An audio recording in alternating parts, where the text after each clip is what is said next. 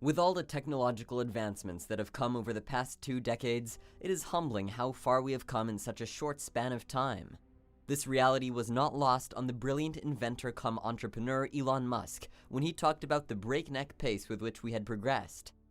Talking to students at Stanford, Musk spoke about the new reality that we had created and which would have been the stuff of dreams some years ago. Everyone has a supercomputer in their pocket and access to the combined knowledge of generations at their fingertips. That should give us loads of opportunity to improve, but also humble us in recognizing the scale of power we have. Well, I think the most remarkable thing that we do have today is the internet and access to all the world's information from anywhere. So that's having a supercomputer in your pocket is, I think, something people wouldn't have predicted, in Back to the Future. Yeah. So that's the biggest thing. Again at Stanford, Elon talked a bit about how he came to Stanford to work on energy storage mechanisms and ultracapacitors, but during his time he got invested in the possibilities that the internet promised. The idea of access to almost all information you could want in any place of the world. Elon thought and still thinks that the internet is one of the most formative inventions of mankind that ushered in a new era of lightning-fast access to information. This is the age of information, and it is time we utilized it to its full potential. I started out with thinking, okay, I'm going to do something in the electric vehicle space, and that's why I originally came to Stanford, was to work on advanced energy storage technologies, in particular ultracapacitors. So that was continuing on research that I'd done as an intern in Silicon Valley in the summer prior. So that's why I originally came out in '95. And then during that summer, I wrote some internet software, and I thought, okay, I can either work on electric vehicle technology, or I could sort of work on internet stuff, try to do something with the internet. And I thought the internet would be something that would dramatically affect the future of humanity. It would be like acquiring a nervous system. And whereas previously communication would have to occur almost by osmosis, from one person to another, or slowly through telephone or mail or something like that. But now, if you have a nervous system, any part of the sort of human collective can know about any other part instantly. Previously you'd have to be at the sort of Library of Congress, even to have the Library of Congress's sort of information. But with everything digitized and access anywhere, you could be in a jungle in South America, and if you had just an internet link somehow, you'd have access to all of humanity's information. So it would actually effectively create a superorganism and fundamentally change the nature of humanity itself. While he is aware of the possibilities that the internet brings, Elon is also conscious of the pitfalls that come with it.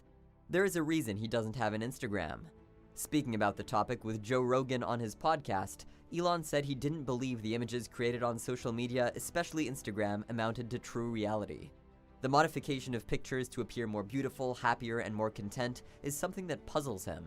That is why he just doesn't find the idea appealing. But one of the issues with social media, it's been pointed out by many people, is that I think maybe particularly Instagram, people look like they have a much better life than they really do. Right. So by design. Yeah, people are posting pictures of when they're really happy. They're modifying those pictures to be better looking. Even if they're not modifying the pictures, they're at least selecting the pictures for the best lighting, the best angle. So people basically seem they're way better looking than they basically really are. Right. And they're way happier seeming than they really are. So if you look at everyone on Instagram, you might think, man, there are all these happy, beautiful people, and I'm not that good looking, and I'm not happy. So I must suck, and that's gonna make people sad. So when in fact, those people you think are super happy, actually not that happy. Some of them are really depressed. They're very sad. Some of the happiest seeming people, actually some of the saddest people in reality. And nobody looks good all the time. It doesn't matter who you are. No. It's not even something you should want. Why do you want to look great all the time? Yeah, exactly. So I think things like that can make people quite sad. Well, just by comparison, because you just sort of people people generally think of themselves relative to others. We are constantly re-baselining our expectations. And you can see this, say, if you watch some show like Naked and Afraid, or if you just go and try living in the woods by yourself for a while, and you'll learn that civilization is quite great. It has a lot of it. People want to come back to civilization pretty fast on Naked and Afraid. Wasn't that a Thoreau quote? The comparison is a thief of joy. Yeah, well, happiness is reality minus expectations. Instead of Facebook and Instagram, which he says aren't really his style, Elon says his social media platform of choice is Twitter because it allows him the liberty of interacting with people from all walks of life, and it has the capacity of stimulating intellectual exchanges as well as humor. And his qualms with Facebook just don't let him get sucked into the monotony of the cycle. Like, I don't trust Facebook, obviously, and then Instagram is fine, but it's, I think, not exactly my style. It's hard to convey a sort of intellectual arguments on Instagram. It's hard on Twitter too, but it's, but you can't, it's, so Instagram is also owned by Facebook, and I was like, Deleted. yeah, just deleted it. It's like I don't really need to just, if I need to say something, I only really need to say it on one platform pretty much, and so if I'm trying, and I don't want to spend too much time on social media, so it's just like, if people want to know what I'm saying, then they can just sort of go to Twitter, and I'll keep doing that as long as Twitter is good, I suppose, more good than bad. And with the hype created around new technology that has all tech giants from Apple to Google on their feet, Elon even took the time to express his concerns about the future of this technology. While he was intrigued by the concept and possibilities of artificial intelligence, he was concerned about the directions this hypothetical AI could take in the future.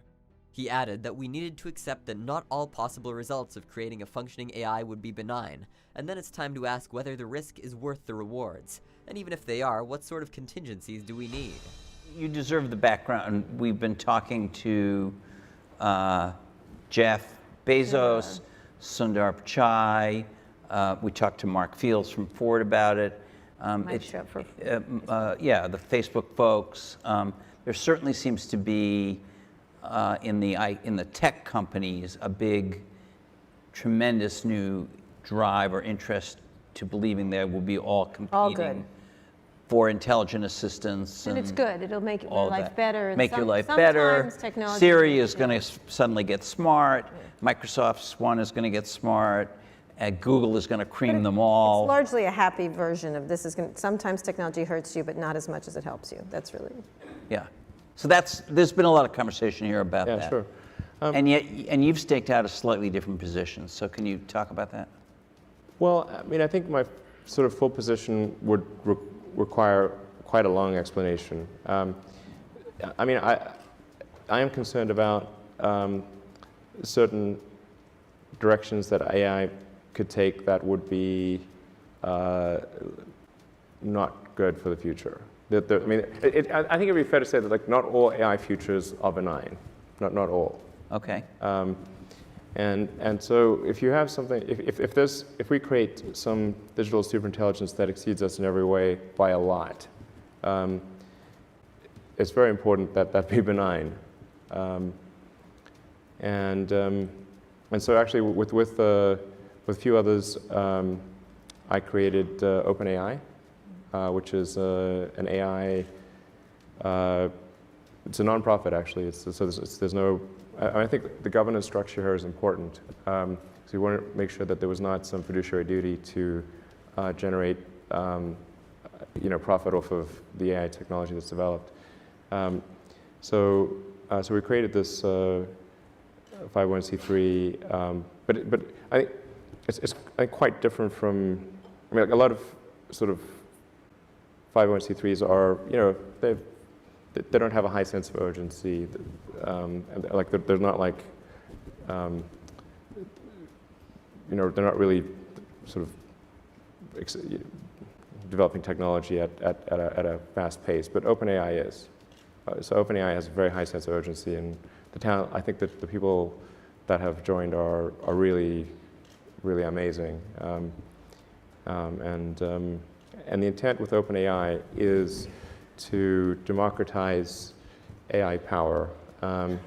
There's a quote that I love from Lord Acton. He was the guy that came up with power corrupts and absolute power corrupts absolutely, which is that freedom consists of the distribution of power and despotism in its concentration. And so I think it's important, if we have this incredible power of AI, that it not be concentrated in the hands of a few and potentially lead to a world that we don't want. And what world is that? What do you foresee that when you see it? It's difficult. I mean, it's called the singularity because it's difficult to predict exactly what future that might be. Except I don't know a lot of people who love the idea of living under a despot. I don't think people generally choose to live in a democracy over a dictatorship. And the despot would be the computer? Or the people controlling the computer.